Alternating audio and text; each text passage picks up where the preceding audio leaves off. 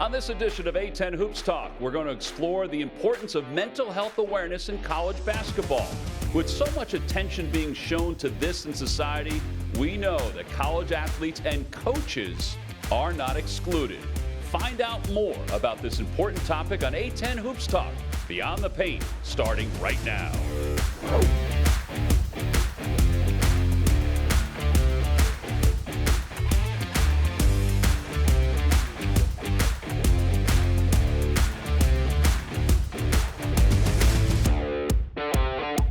Hey everybody, and welcome to the A-10 studio and A-10 Hoops Talk Beyond the Paint. I'm Tom McCarthy, and joining me is longtime St. Joseph's head basketball coach Phil Martelli. And for the next 30 minutes, we're going to talk hoops, but we're also going to be talking about mental health awareness. Now, Phil, before we get to our first two guests, give us a little idea from your standpoint how mental health from a coaching standpoint has changed over the years. Well, I think that we've become really important that we become teachers, mentors, and not just coaches. We are responsible for all of the young people, not just the players, but the managers, the support staff. Everybody, we are responsible for them, and we need to be educated. And we need to be educated in the way that I don't know what I don't know, so let me go get an expert. Right. And I'm looking forward to this half hour to hear from experts, but to hear from our young people. Who do they turn to on their campuses? Yeah, and because I think it's important not only in sports, but also in life itself for a lot of young people. And speaking of our first two guests, we'd like to welcome in Sheldon Edwards from Loyola of Chicago and Izzy Morgan from the Davidson women's basketball team. Guys, first of all, thank you for joining us. We appreciate it. And my first question would be, if you guys can give us a scope on how you individually handle the mental part of the game. And Izzy, I'll start with you. I think the resources around you is such a big part to help you through it, because individually there's only so much you can do without a really supportive environment. My coaches, particularly my point guard coach, is an incredible mentor for me. She helps me see the game properly. She helps me keep things in perspective. But I think, having really good people built in around you, having a great system built in around you is really individually what helps you succeed the most and helps you manage everything mentally, for sure. And how about you, Sheldon? I feel like I handle it with just my approach and my mentality towards just the game, understanding that, one, it takes more than just myself to be the player I am. It takes my coach, it takes my teammates, it takes my family and support system. Teachers, professors, everybody is a part of who I am and what I've been able to do performance-wise. And just understanding that there's people there to help, and that's just not just me doing it all by myself. The role of your teammates in keeping you centered, keeping you balanced. How's that feel on a special team? It feels great. Being on this team at Loyola, understanding that it's never just one guy, it's never just two guys, it's a team effort, a program effort, to be honest. Not even just myself, every guy on this team feels accepted and feels a piece of the puzzle. They do a good job here, making everybody feel like they're a piece of the puzzle, and just important, making sure that everybody's head's in the right space and just moving towards the objective, which is trying to win. Yeah, I couldn't agree more. I think it's having a team that believes in you as much as you believe in them, right? So especially as a point guard, I pour in everything to my team. I believe in this group so much. So it's that kind of, united mindset, really, that just you have a bad game, no one thinks of you differently. No one's turning their back on you. We're lifting each other up the whole way, and that's one of the biggest differences. That's one of the biggest factors, for sure. Izzy, you came over from Australia, so you're pretty far from home. How much has the mental part of the game changed for you coming from Australia to the United States? I mean, there's a lot of outside factors now that influence how I'm doing mentally. There's the homesickness factor, and that's for everyone, even the Americans, for sure. Everyone's to an extent away from home, but not being able to see family is hard. But Davidson's in particular a special place because we have a lot of international students. So we have a lot of on our team. So I have a lot of girls on my team that can relate to me in that aspect. But it's definitely different, but it also challenges you to step outside your comfort zone, to become a stronger person, to just build a lot of resilience in that aspect. And it just just makes you tougher for sure.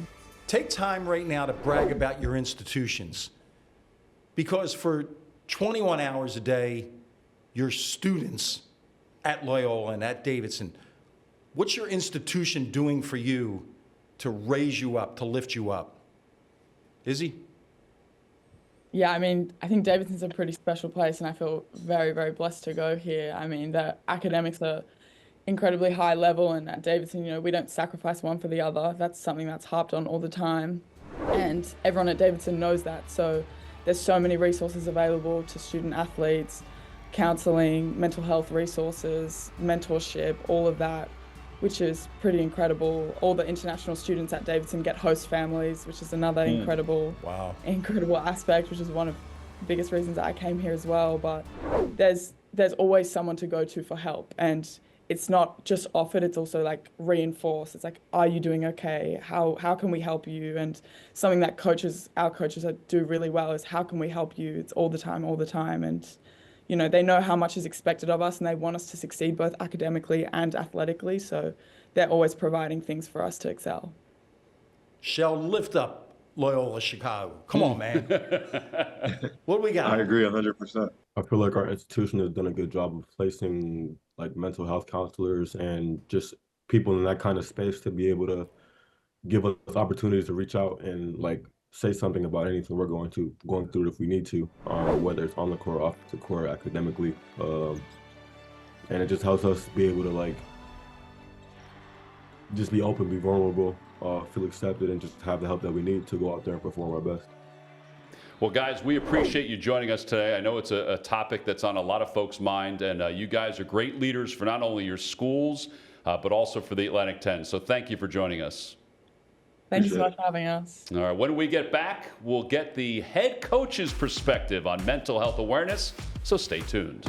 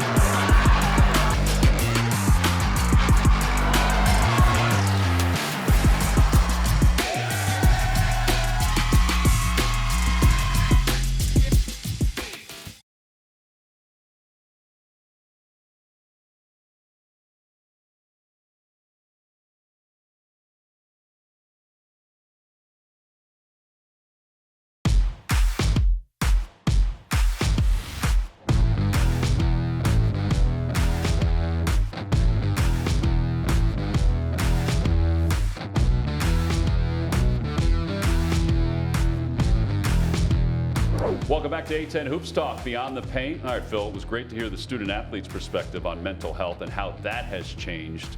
Let me ask you real quick before we bring in our next two guests, the two coaches that we have on today. As a coach, how much has it changed? Well, I think the challenge for coaches is we get so involved in the game, the X and the O and the film study, and I have to do this. We have to remember that, yes, we have a responsibility to coach our teams. We have a responsibility to recruit our teams. But each of these young people that we have are somebody's son or daughter. Right. They're somebody's grandson or granddaughter. It's an awesome responsibility, and it takes a tremendous amount of courage and strength to be involved. Well, speaking of courage and strength, our next two guests have a lot in common. Both were high school coaches on the successful level, and now college coaches. From UMass, it's men's basketball coach Frank Martin, and from St. Louis, it's Rebecca Tillett, the head women's basketball coach. Guys, thanks for joining us. We appreciate that.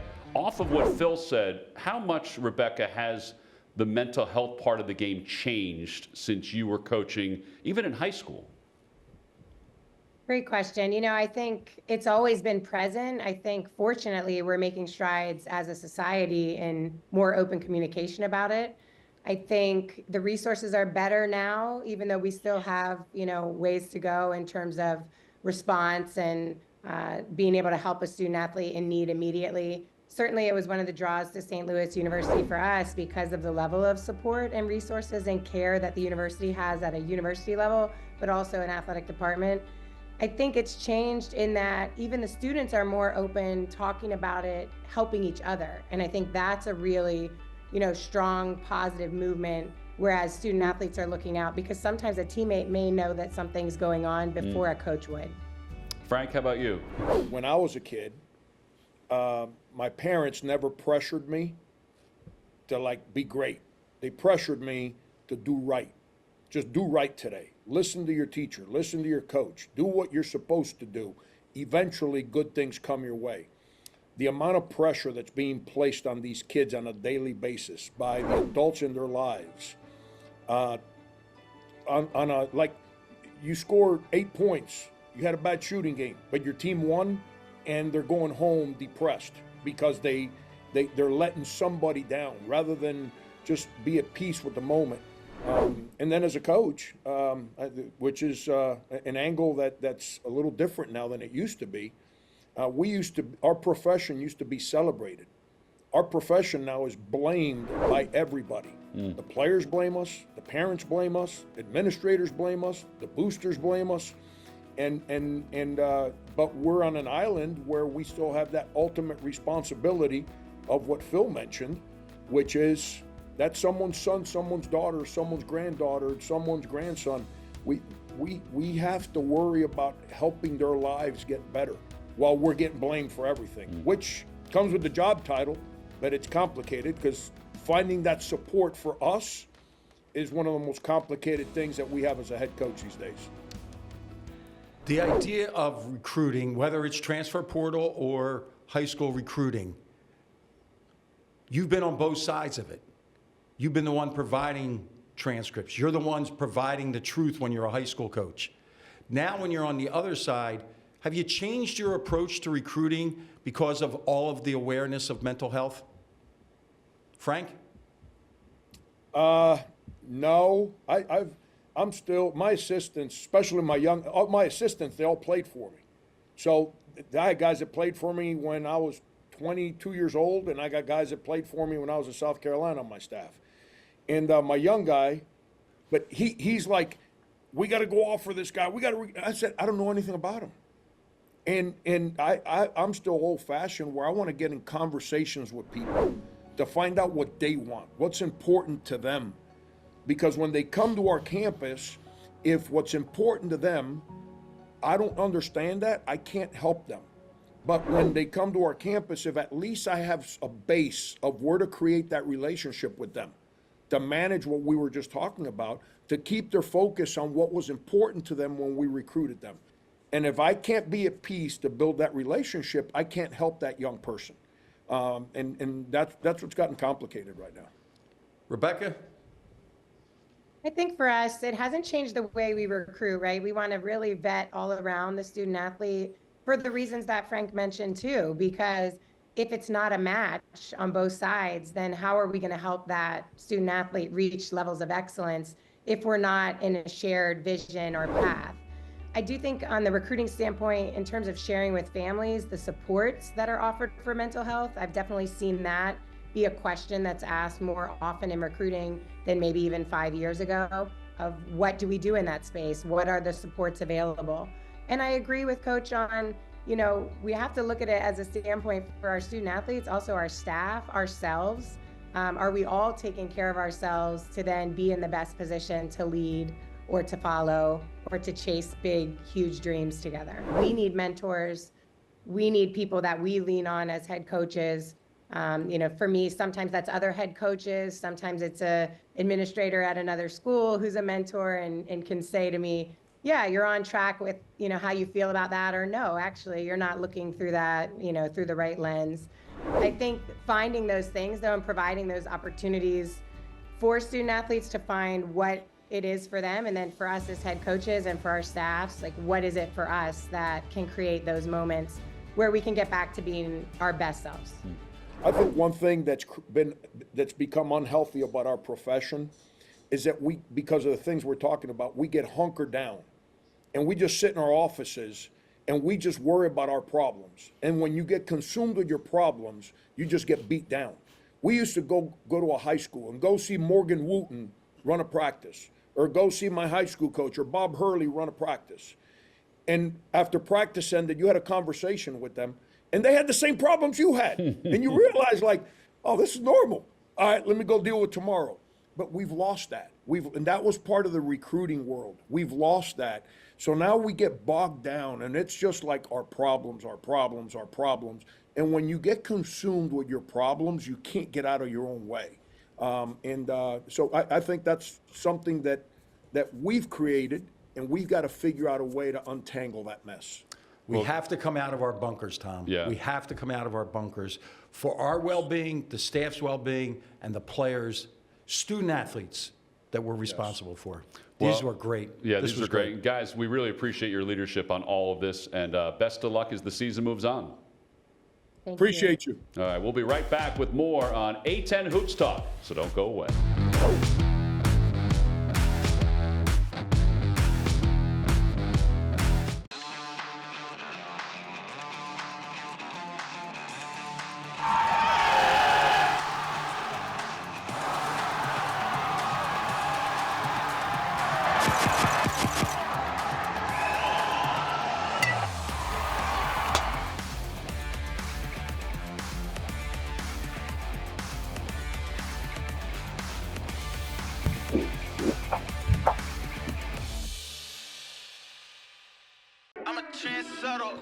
In the Atlantic 10, every night is a battle. Fierce talent that defines greatness. Elite coaches, extraordinary talent, a relentless drive to be the best. With 6 teams in the postseason last year, we're just getting started. A-10 women's basketball. Strength, competition, tradition. The Atlantic 10. Experience the excitement. In our hectic lives, let's put mental health first. Whether you're a sister, brother, Friend, student, or athlete, remember, strength lies in speaking up about your feelings. focus on what you can control. And let go of the rest. Your value isn't defined by achievements or challenges. Seek help when you need it. It's always available. Join the A-10 in making mental well-being a priority. And take a time out. Take a time out. Take a time out for mental health.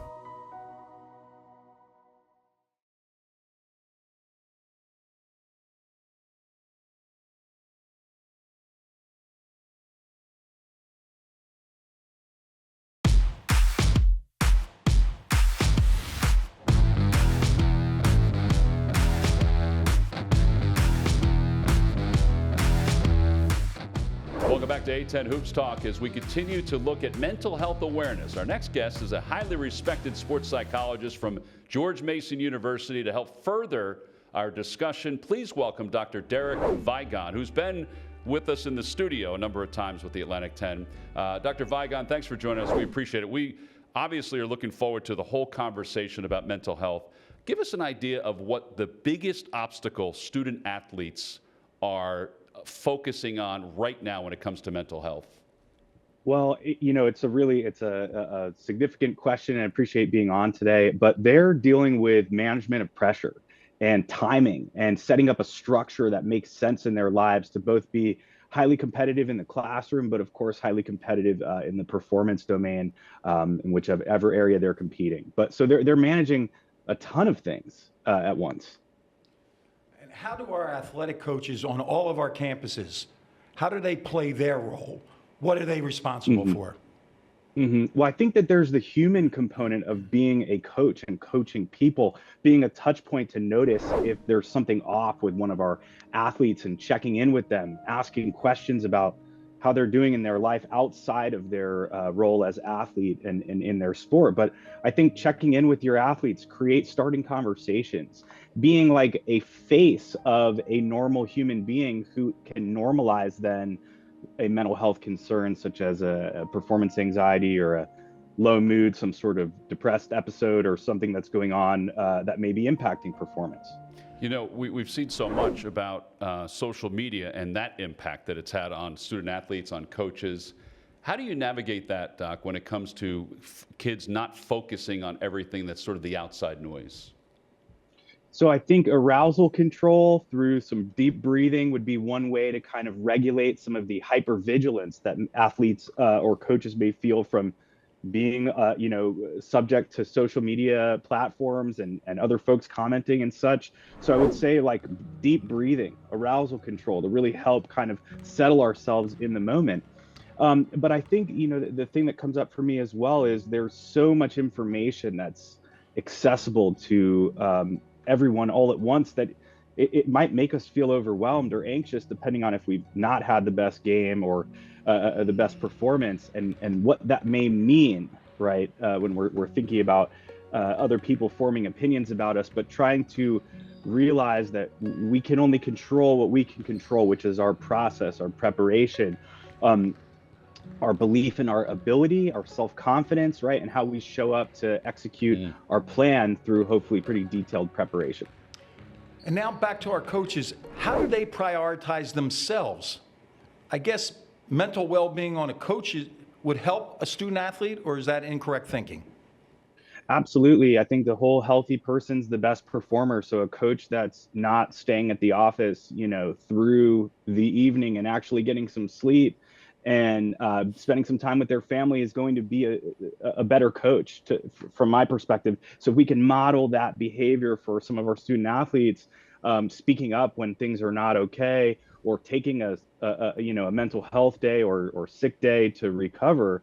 I mean, I think about some of these away game travel schedules and it's wild. Preach. So yeah, so I think being able to model to your student athletes that it's okay to not be okay, to take some time if needed, but really to communicate and to realize that these are some incredible humans around our teams, and our support staff are here to understand it. We get it. We want to promote highly competitive, but what sounds like behavior that takes a lot of energy and needs recovery. And then the young people, they certainly have the ability to teach, all of us, including, and not being disrespectful to you, a PhD. How's that being manifested on our campuses, that the young are becoming the teachers? Yeah, so I think, young folks are faced with tremendous demands that maybe older generations were not dealing with at the time, due to technology and information kind of spreading so rapidly and quickly. So I think the way that young folks are modeling resiliency and adaptability and evolution to change, particularly with how many stressors are going on in the world right now, but also having a platform to speak up about their values, about what they believe in. To me, these are some of the ways that these young folks are educating us all. Well, it's no doubt something that we lean on from a daily basis, and I'm sure student athletes lean on a daily basis. Dr. Vigon, we appreciate you joining us as always. Of course. Thank you so much for having me, and go Patriots. Of course, we said Dr. Vigon is on the campus of George Mason, where he does so much great work. So stay with us on A-10 Hoops Talk. Coach Martelli will go into overtime with his take on the importance of raising awareness on mental health.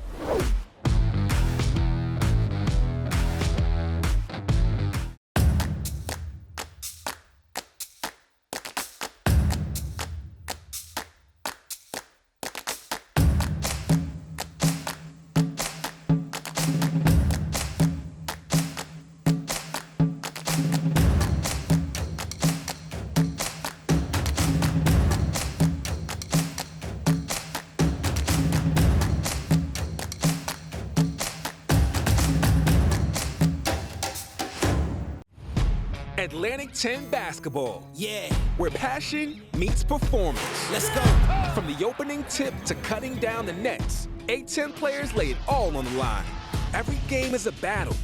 Every team is a contender. And rivalries ignite. Where A-10 stars shine bright now and in the pros. This is the Atlantic 10. Experience the excitement.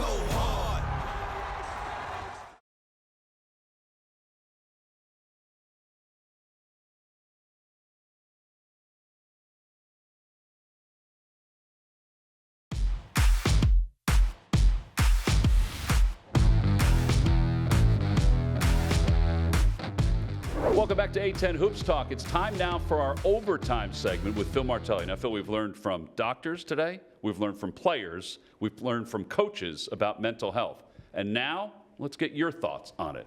And anytime we learn, we now have to take a quiz. What did we learn? What are we going to take away from these conversations? Have you ever been involved in a conversation that starts with, how are you doing? Obviously, the answer is yes, multiple times a day for each of us. How many times have you actively listened to the answer? How many times have you honestly answered the question when presented to you? Most, if not all of us, see it as a mundane time filler. Everyone's dealing with something that impacts their mental well-being, and we all want to help, but feel ill-equipped and uncomfortable. That's understandable. Some starter steps. First, listen to each other. Look a person in the eyes when they are speaking with you. The eyes tell you what is in their heart. Second, build real relationships by knowing what you need to know about those that you believe you know. Let's make sure that no one feels as though they are alone. That is totally unacceptable in today's world. No doubt, with all the avenues that people can turn to get some help, there's no doubt that that's unacceptable in today's world. All right, that wraps up another edition of A-10 Hoops Talk. For Phil Martelli, I'm Tom McCarthy. Until next time, we'll see you later.